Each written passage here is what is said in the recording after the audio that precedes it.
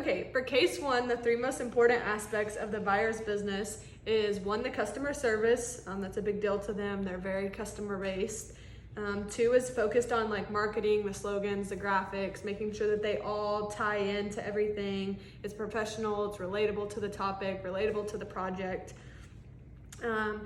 They intimidated me as a seller by throwing big names out and like name gouging. It was hard to see past that in their body language to really like figure out what their concerns were.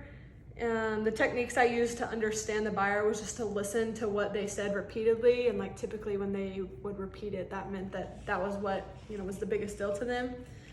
For case number two, pleasing their clients, like their big clients, like the retail chains, was number one like priority on their list.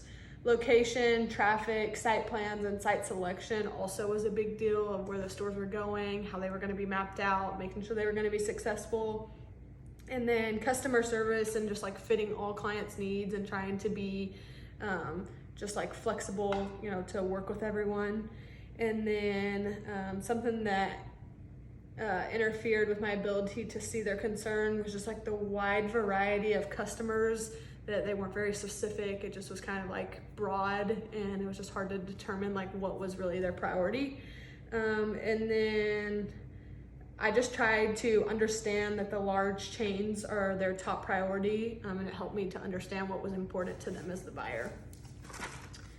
For case three, it didn't seem like they were as professional, as organized, as like put together as the other cases. It seemed as if they were worried about like their paper products being biodegradable and like not contaminating the water and contaminating the landfills, but they also seemed to be worried about the turnover and how much each cell made. Their lack of organization and just kind of like all over the place, like their plan, their focus, their like target audience was really hard to follow. So it was hard to know what was like important to them and their like concerns.